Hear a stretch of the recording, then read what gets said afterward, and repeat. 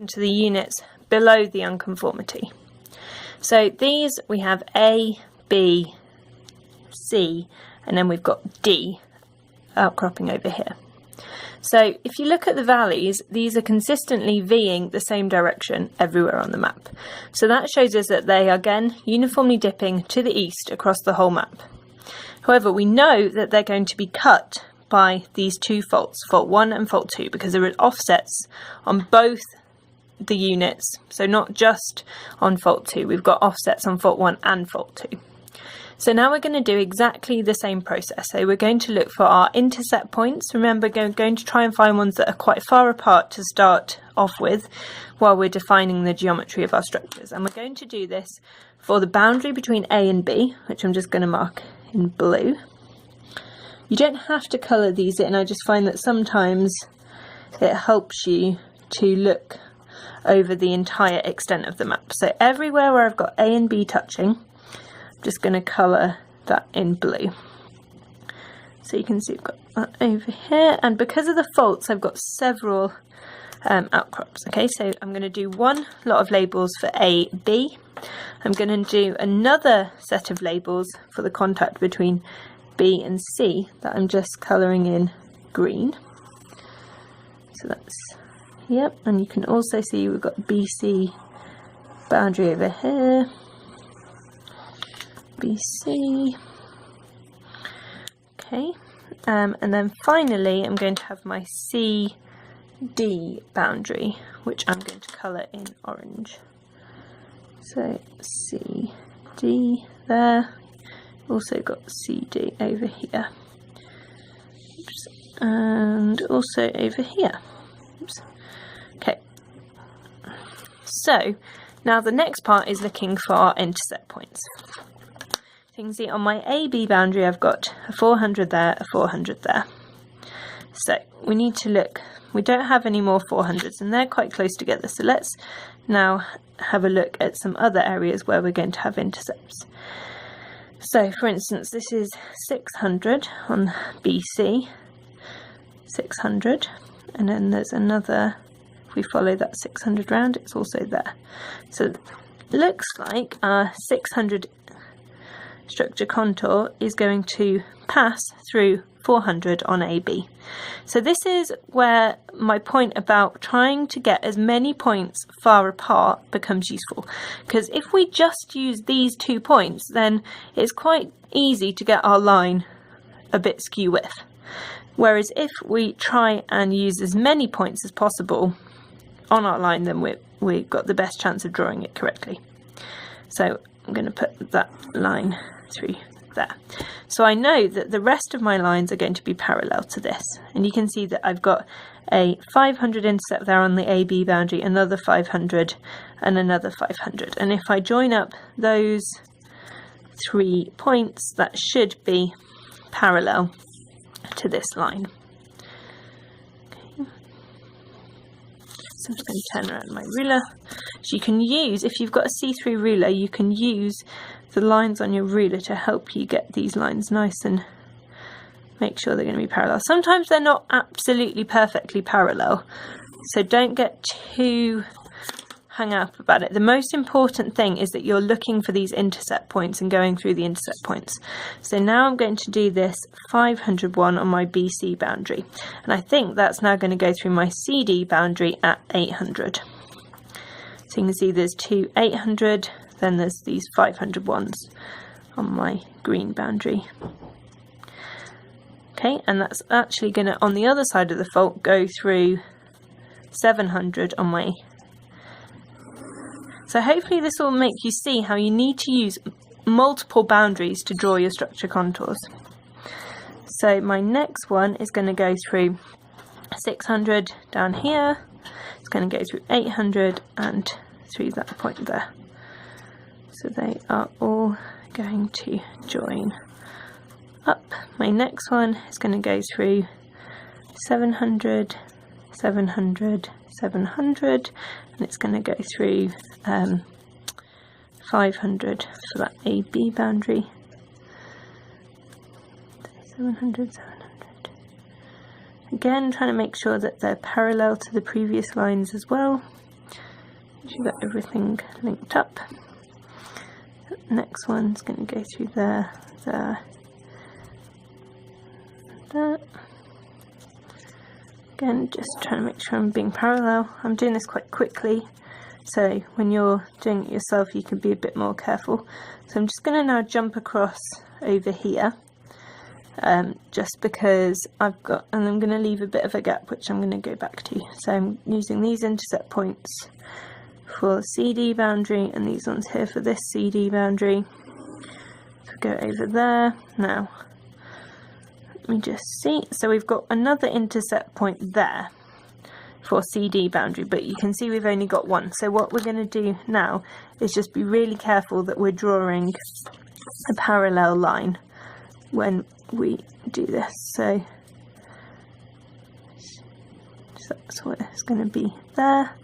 And then we've got a bit of a gap, so we need to draw one in the middle here. So I've got a gap of about 3.2, so I'm going to do another structure contour parallel in the middle, just here, just like that. So these should be roughly evenly spaced, and they should be going all the way across the map. Oh, there's another one I've missed over here, so I can also just do another one through that final intercept point just down here. So again, just being careful to be parallel. Okay, so now what I need to do is do my labels, and I'm going to be really systematic, and I'm also going to take into consideration my faults. So what I suggest you do is think about this in 3 blocks. So block A, block B and block C, because we've got to the west of fault 1, to the east of fault 1, and then to the west, and then to the east of fault 2. So A, B and C. Right, so let's start with my AB labels, so in blue. Now remember, these are all going to systematically get lower to the east. So I'm going to just do, first of all, for block A, I'm going to do my labels at the top.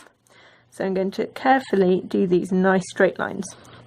So this is AB, so that one's 400, that one is 500. So this is going to be AB 500, this one is AB 400.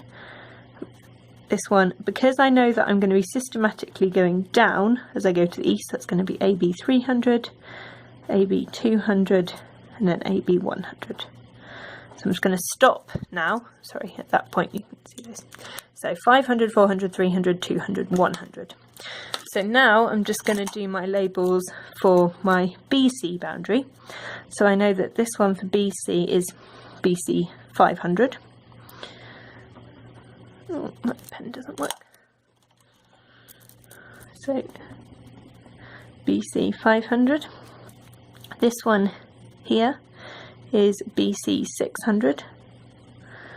As I know that they're going to be going higher to the west, I know that one's going to be BC 700. This one's going to be BC 400, BC 300. So I know I've always got a 200 meter offset between my AB labels and my BC labels. And finally I'm going to do my CD labels. So I know this one is CD 800. And now I'm just going to use exactly the same pattern. So I know this one's going to be 900, it's going to be 1000, this one's going to be 700, this one is going to be 600. So I know I've got a 300 offset between BC and CD. So those are all my labels for fault block A, and now I'm going to do fault block B and fault block C. So if I just focus down, I'm going to put my labels down here this time. So this one is going to be AB 700. Again, they're going to be going down in 100 meter increments. So AB 600, AB 500, AB 400, AB 300, AB 200, and AB 100. Okay, same thing for my green labels, for my BC. So this is going to be, you can see that this one is BC 700, and again I've still got a 200 meter offset. So that one's going to be 800, BC 900. So you can see how once you've got what the patterns are, you can do this pretty quickly. Try and be neat. I'm probably not being as neat as I could be, but try and keep these really logical. And finally, I'm going to do my CD boundary. So let's just actually start over here. So we can see that this one is CD 700, and that is also helpfully 300 meters different from BC, which is good because that's what we got before. And we want to have the same amount of offsets. Remember, we're going to go up now. So 6, 7, 8, 900, 1,000, 1,200. So we're going up in 100 meter increments. All of these should be going up.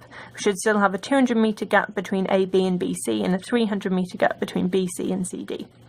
So all there's left to do, I'm just actually probably just for this one structure contour, I'm going to do labels for the other side of the fault. So you can see that this CD boundary here is going through the 700 meter contour. Now, we had a 100 meter offset on our unconformity, so we should hopefully have a 100 meter offset on our other units as well. And we have, because that was CD 600 for this side of the fault, for the west side of the fault, whereas for the east side of the fault, we're at CD 700. So I'm just going to do some more labels for this top part of the line, which will be CD 700. So we've got a 100 meter offset on our fault, an uplift to the east. So if CD is 700, because we've got a 300, oh, I've done that one wrong. That should be 300. Okay, because we've got a 300 meter offset between BC and CD. So if this is at 700, we know that BC must be at 400, and because we've got a 200 meter difference between AB and BC, we know that AB should be at 200. Okay. So I've got my 3 sets of labels for each part of the fault. So now we've got all our labels, what we can do is we can go on to the next part, which is drawing our cross section.